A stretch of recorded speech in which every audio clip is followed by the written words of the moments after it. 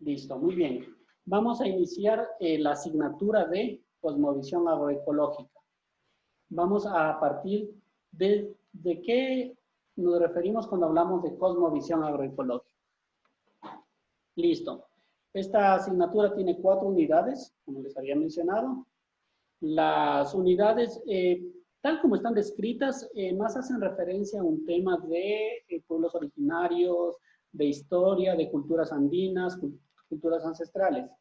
Sin embargo, para el caso de esta, vamos a profundizarnos un poquito más en el tema de agroecología, más a los cultivos y no perdiendo de abordar este tema de los pueblos nativos del Ecuador y todos estos. ¿Ok? Esto lo vamos a darle un paso bastante ligero y más nos vamos a enfocar en el tema de cultivos y saberes ancestrales relacionados a la agricultura. Ya. Vamos a iniciar con el tema de cosmovisión andina. Etimológicamente, la palabra cosmovisión proviene de las raíces latinas cosmos, perdón, de raíces griegas y latinas. Así, cosmos, que significa el universo en sí, y visión, equivalente a la visión, a un enfoque, a una teoría. Entonces, más que todo es una forma de ver el universo. A una misma situación o una misma cosa la podemos ver de diferentes formas. Entonces, eso, la agricultura convencional, el mundo occidental, ve de una forma los recursos naturales, los agroecosistemas, y la cultura aquí andina, los pueblos originarios, ven desde otra manera. ¿Ya? Entonces, aparentemente la cosmovisión es la visión y la teoría del universo, de manera general, pero para el tema de agroecología, tenemos otra conceptualización un poquito más enfocada hacia la realidad de nosotros, a los pueblos andinos básicamente. Entonces, para comprender la palabra cosmos tenemos que referirnos a la palabra caos, siempre como un universo desordenado. ¿Ya? Entonces, si el caos equivale a un universo desordenado, el cosmos equivale también a un universo, pero ordenado. Entonces, de ahí que la cosmovisión realmente significa la visión o un enfoque de un universo ordenado, básicamente. Listo. Previo a esto, voy a dar un ejemplo de más o menos cómo es la cosmovisión, cómo vemos una misma situación, cómo la vemos desde diferentes puntos de vista. Por ejemplo, yo recuerdo que por situaciones de la vida fui a trabajar para la parte de él al proyecto de Biosfera Yasuní, tipo 2015 más o menos. Y entonces ahí recientemente hace un año, había habido un enfrentamiento de unas comunidades de estos no contactados guaraní con algunos agricultores de la zona. Entonces hubo secuestro, hubo algo de violencia, bastante violencia dentro de este encuentro.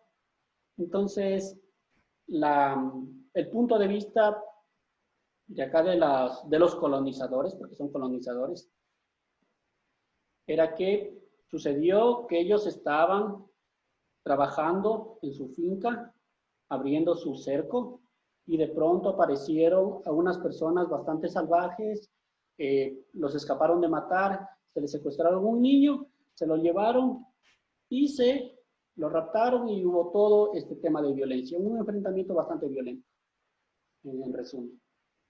Una forma de ver la vida. Esto sucedió. Luego estábamos viendo las traducciones, porque el guaraní es otro idioma, de lo que alguien había hecho una traducción vuelta del manifiesto de estos pueblos no contactados. Y la traducción decía algo así. Decían, nosotros, cansados de que a nuestra tierra llegaron unos hombres, empezaron primero a hacer ruido, empezaron a cortar nuestros árboles, empezaron a contaminar nuestras aguas, empezaron a ahuyentar nuestros animales, empezaron a envenenar nuestros peces y nosotros no teníamos, primero, el agua ya estaba sucia, contaminada, no teníamos que beber. Segundo, ya no teníamos muchas aves, muchos animales para cazar y para alimentarnos.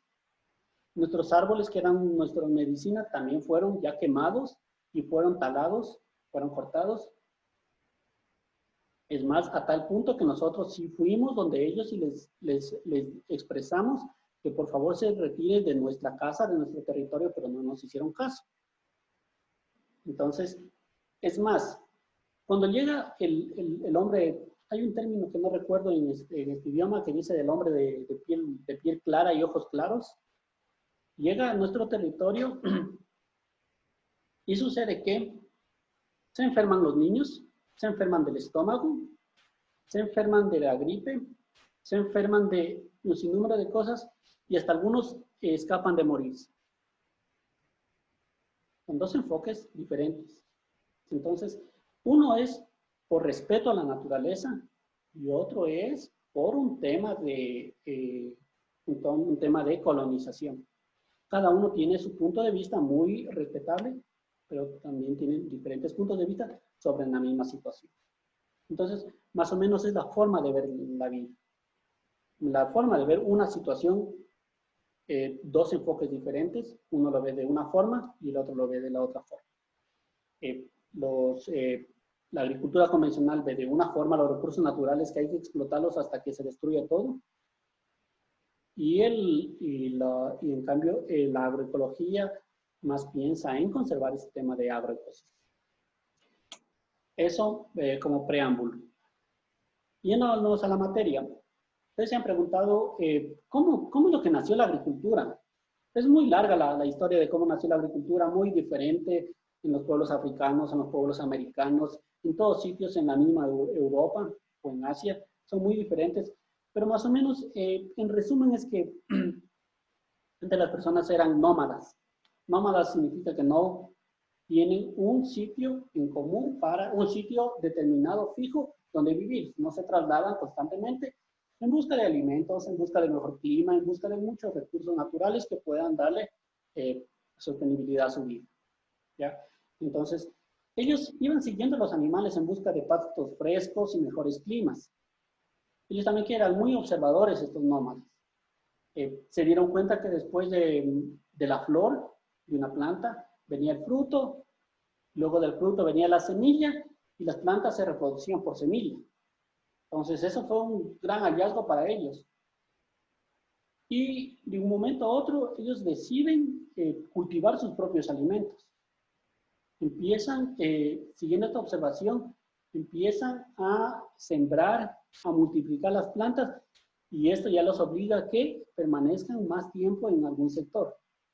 Y esto empieza ya los primeros antecedentes de ser agricultores. Ya, entonces, también los pueblos nómadas se iban ya teniendo un conocimiento más amplio de cuándo lloverá, cuándo hará frío, cuándo dejará de llover, cuándo hará sequía. Todo esto ellos tenían muy presente e iban almacenando en su memoria, más en la memoria de algunas civilizaciones que ya empezaron a escribir. Por eso tenemos estos hallazgos. Este es un calendario inca, que ellos ya empiezan a darse cuenta cómo empiezan los ciclos del tiempo nuevamente a repetirse. Cada vez que se repiten y empiezan a hacerle como un ciclo de tiempo. Ese ciclo de tiempo actualmente sabemos que es un año y corresponde a una vuelta que da la Tierra en su eje hacia el Sol, ¿verdad? Esto continúa y empieza ya el dominio del suelo, las personas ya se dan cuenta que las plantas necesitan agua, que necesitan nutrientes, que las plantas no son una planta en un clima se da, en otro clima que lo transportaban ya no se lleva adapto, y empieza el tema de la domesticación de las especies. Empiezan ellos ya a seleccionar semillas y empiezan ya a ver qué semilla es más vigorosa, eso ya viene desde ancestralmente, qué semilla es más sabrosa, qué semilla es más, o sea, las mejores características, y empiezan a generarse todo ese tema de cultivos. Entonces, todos los cultivos que tenemos en la actualidad provinieron de la selección natural ya desde hace 2000 años, hace más de 2000 años. En América estábamos hablando más de 1500 años, de 5000 años, dependiendo de la era. Y la agricultura convencional no tiene más de 70 años. O sea, en 70 años ha logrado utilizar las semillas que ya fueron seleccionadas, que ya fueron domesticadas cientos y miles de años atrás. Por ejemplo, uno de los cultivos que más se tiene referencia es teocintle.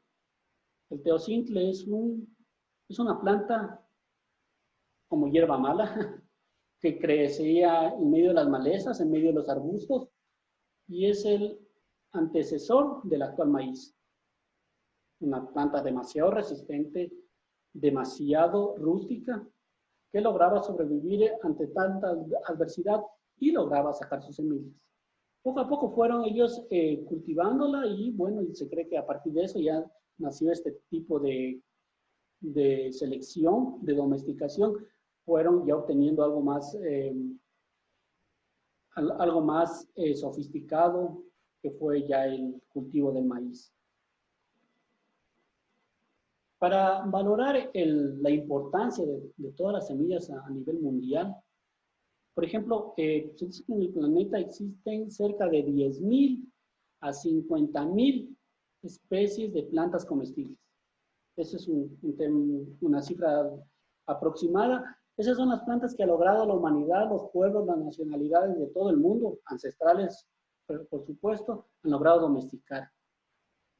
De esas 50.000, apenas 3.000 o de 1.500 a 3.000 alimentan los pueblos todavía prehistóricos, los ancestrales.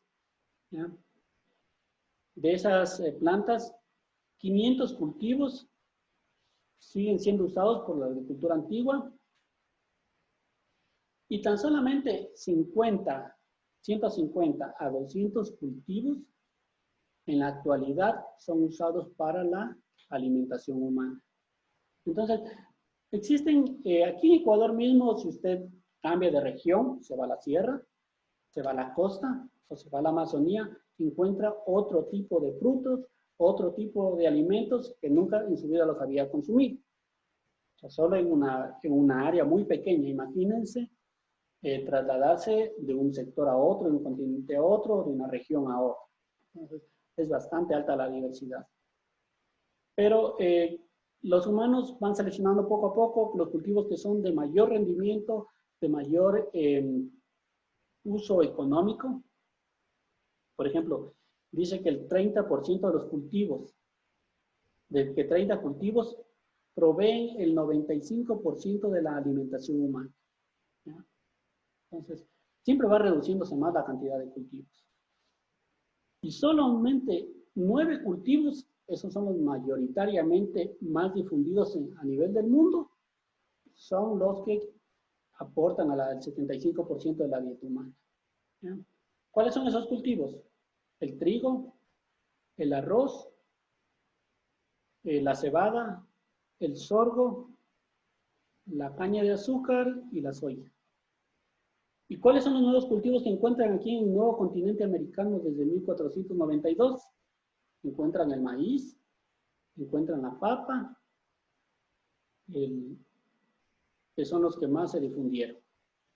Y a nivel mundial, los 3 cultivos que más se producen a nivel mundial son arroz, maíz y trigo.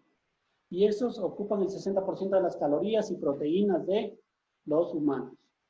El arroz, todos sabemos que es uno de los cultivos más difundidos, aquí en Ecuador sobre todo. El maíz no se diga, el maíz es uno de los productos no solamente para la alimentación humana.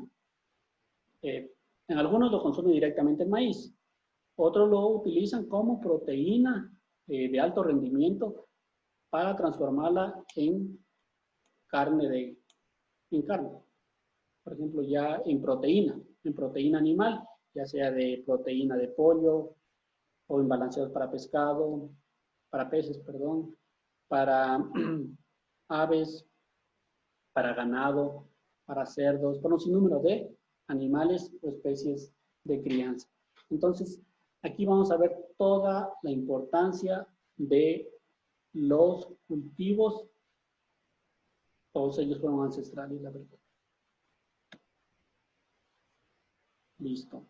Quería aquí hacer un paréntesis para también aprovechar y a partir de aquí también ver si seleccionamos los temas de autoinstruccional que me interesa bastante, muchísimo, me interesa tener estos temas.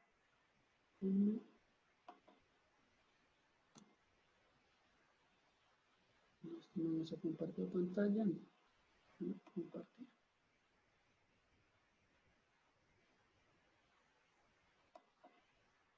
Ahí está. Listo. Estamos compartiendo ya. Ok. A ver, entonces, lo que yo deseo este momento es que por favor, como tema de autoinstruccional para este curso, vamos a hacer una pequeña consulta bibliográfica sobre cómo fue el proceso de domesticación. Yo sé que la información sobre esto es bastante escasa, pero sí lo existe, hay bastantes estudios que se necesita consultar en varias fuentes. Y he puesto un listado de cultivos, muchos de ellos originarios de aquí de Ecuador, otros de la región andina y otros en sí del continente americano. Sí, esto no existía antes aquí en el Nuevo Mundo y fueron los que a partir de eso empezó a cambiar la dieta alimenticia a nivel mundial. Entonces, aquí he puesto cerca de 25 cultivos, ¿sí? 25 cultivos, y ahí sí su tarea sería, más tarde nos ponemos a conversar para que ustedes elijan con qué cultivo van a realizar su tema de autoinstruccional. Y después vamos a ver cómo está propuesto el formato del autoinstruccional para trabajar en estos cultivos. Entonces tenemos el achote, el ají, el aguacate, la ayahuasca, que es un alcaloide alucinógeno, utilizan algunas culturas ancestrales, el babaco, que es de aquí mismo, el cacao que se creía que era de México, los primeros, México, Centroamérica sobre todo, los primeros hallazgos. Sin embargo, acá al sur del Ecuador encontraron un nuevo hallazgo que dice que posiblemente el cacao tiene muchos argumentos para decir que antes de irse a Centroamérica estuvo para acá en Ecuador. El camote, la chirimoya, el chocho, la guanábana, la guayusa. Guayusa es una bebida que tiene alto contenido de cafeína. Y también, por ejemplo, si vemos, se llama Ilex guayusa. Y también hay otra planta que se llama Ilex paraguarensis. En cambio es la yerba mate que tienen los argentinos. Nosotros tenemos nuestra guayusa, ellos tienen su yerba mate. El maíz, el maní, la maracuyá, todas estas pasifloras. Es de la familia de la pasifloraceae, que cuando llegaron los españoles se encantaron de las flores y le dijeron, hemos encontrado una nueva planta aquí en el nuevo continente. Tan hermosa la flor, tan fascinante que le dijeron la flor de la pasión. Por lo tanto, le bautizaron a la familia las pasifloraceae.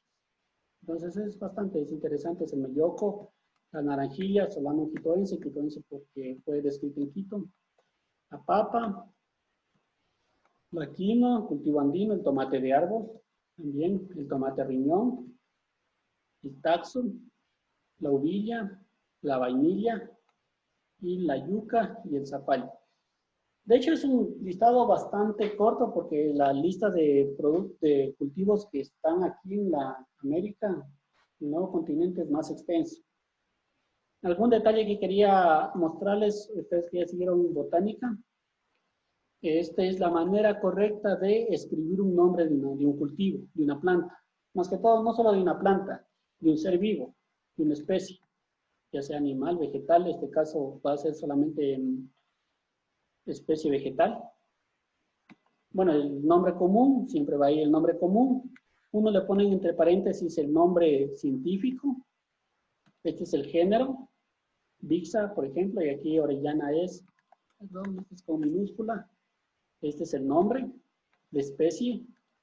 Como decir, este es el apellido y esta de acá son los nombres. Y aquí siempre va a haber otro nombre que es en cambio el autor, quien lo describió, quien descubrió esta planta, quien lo descubrió por primera vez. Muchos lo van a ver a Linneo. Linneo es uno de los botánicos más famosos del mundo, que describió casi todas las plantas que existían en ese entonces, las comestibles sobre todo. Por ejemplo, aquí Linneo también el cacao, también vino.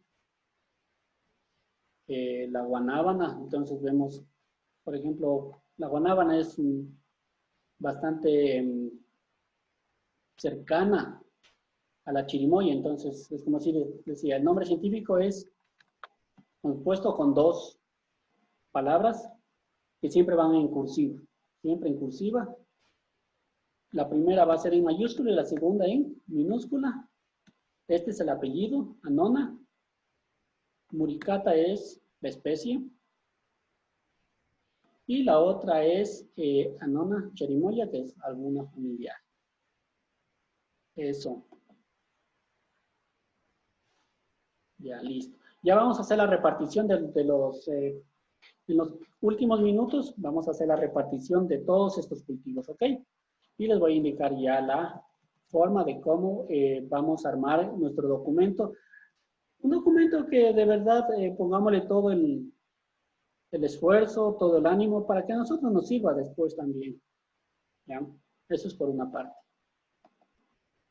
Lo siguiente, quería mostrarles el formato del autoinstruccional que vamos, del trabajo autónomo o autoinstruccional que vamos a desarrollar.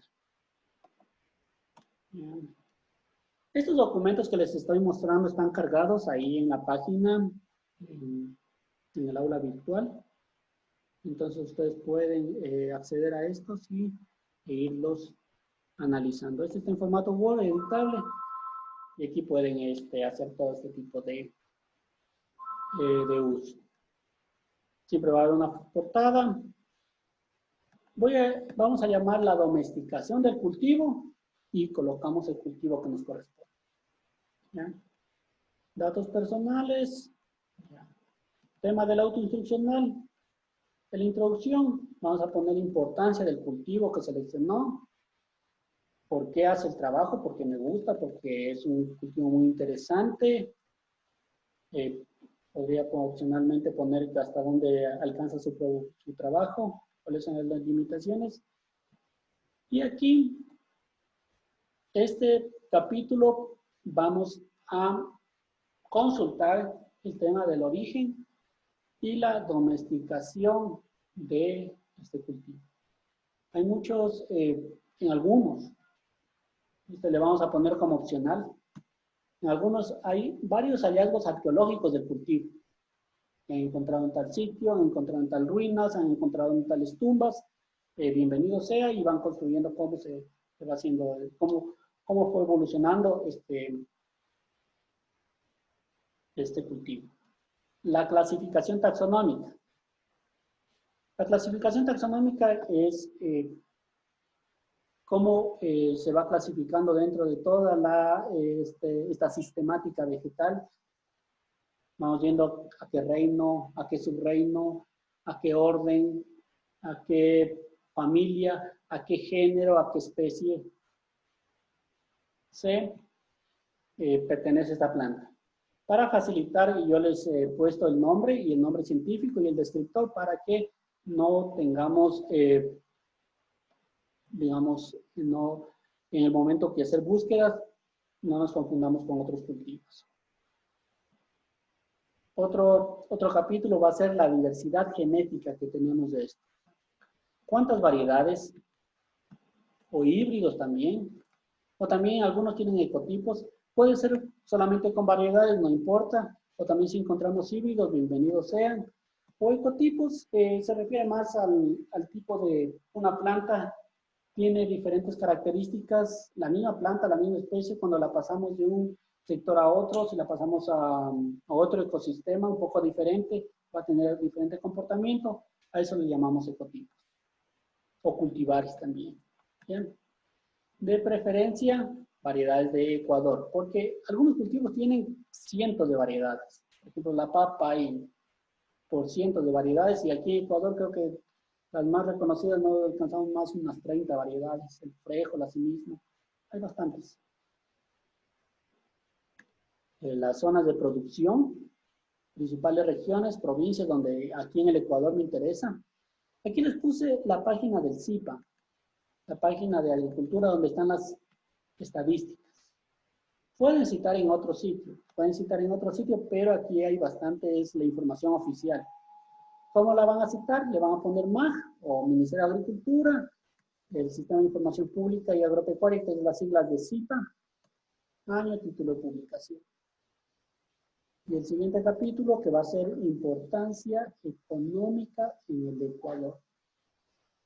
Eso, y le ponemos en las conclusiones y una bibliografía de donde hemos consultado toda esta información. Eso por una parte. A ver, este momento, abramos un espacio para repartir los cultivos. Previo a este le voy a cambiar al listado de cultivos. Ok.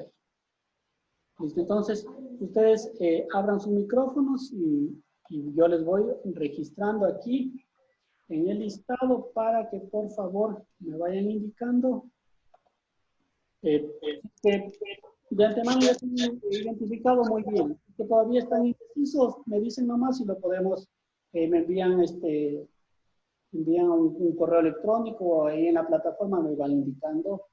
Voy a abrir un espacio para que vayan colocando el nombre del cultivo. Ingeniero, yo quiero cacao. ¿Me escucho? François Basurdo, cacao. Ya. A ver.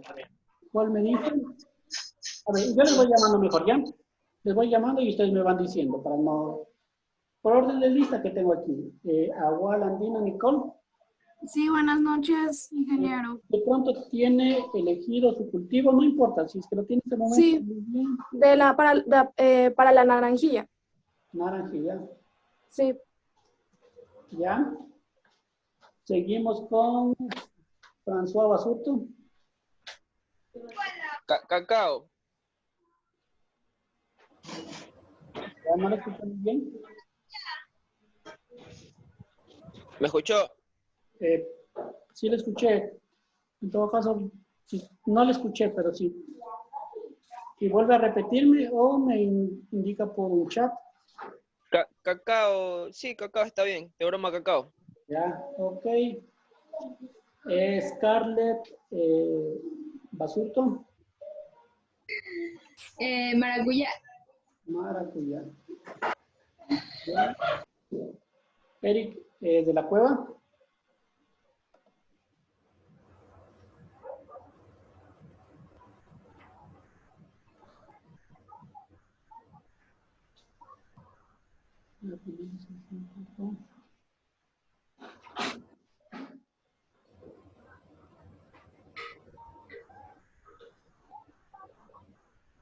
¿Está Eric de la Cueva?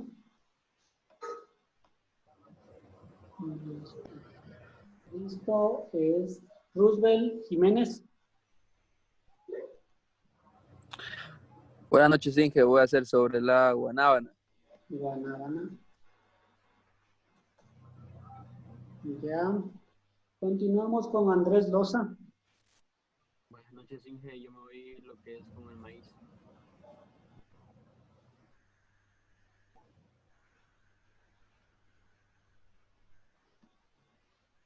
Ok.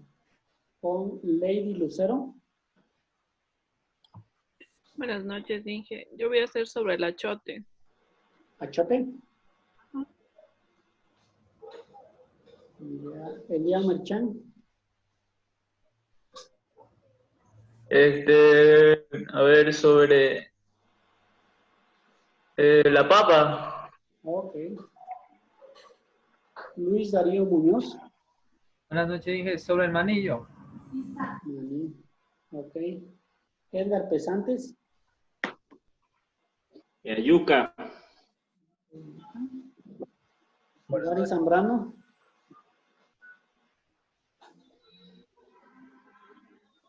Buenas noches, Inge. Yo, el aguacate. Ok. Listo. Muy Buenas bien. noches, Inge. Yo acabé de llegar. ¿De qué se trata lo que están hablando? Listo.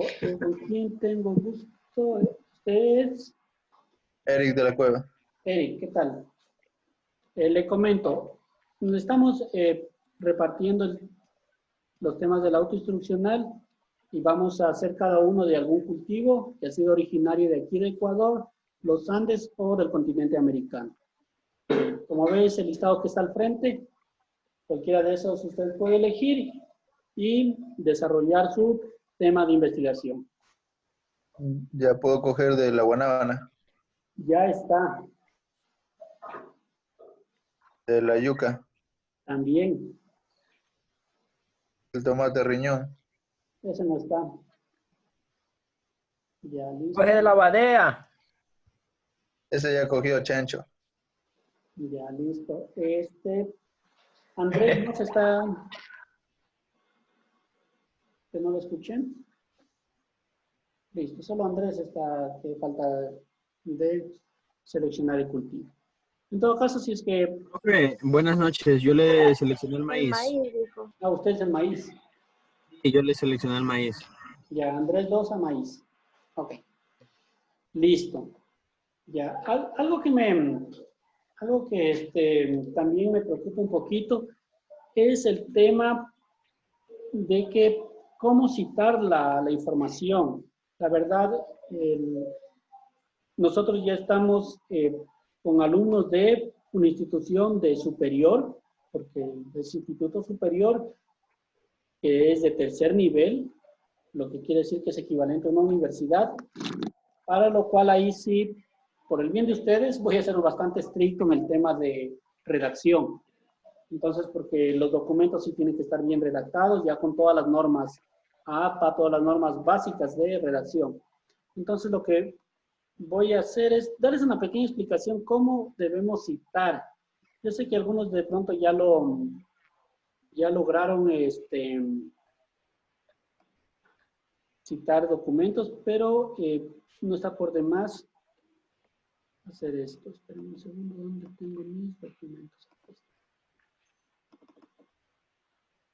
Listo.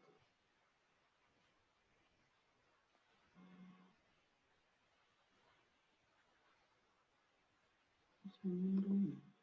No tengo este documento que se me escondió.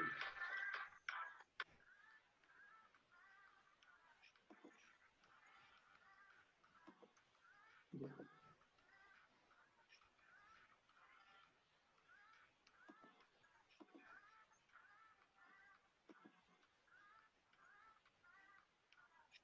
Ok, acá está. Se me perdió. Bueno, verán, que pongan mucha atención aquí. Voy a hacer un solo ejemplo, que es lo más básico, que es con los libros. Las citas bibliográficas para revistas son diferentes, para artículos científicos son diferentes, para documentos seriados son diferentes, pero lo que más usamos son libros. ¿Ya? Entonces, tenemos dos categorías para dos formas que debemos citar. Una, dentro del texto. Cuando ponemos en el capítulo marco teórico, o en introducción, o en cualquier sitio del documento, siempre vamos a tener el texto, ¿verdad? Vamos a tener el texto. ¿Y cómo debemos citar? Cita dentro del texto. Escribimos un fragmento, una idea en un párrafo, y lo que hacemos es colocar, luego de lo que citamos, la autoría de la persona que hizo, el autor. Puede ser un autor, una persona, puede también ser una institución. Puede ser la universidad tal o el ministerio tal, o tal vez el Instituto de Investigaciones Agropecuarias, o, bueno, o el centro de cualquier actividad de investigación. Entonces, lo que nos interesa primero es saber quién fue, en qué año y en dónde. ¿Ya?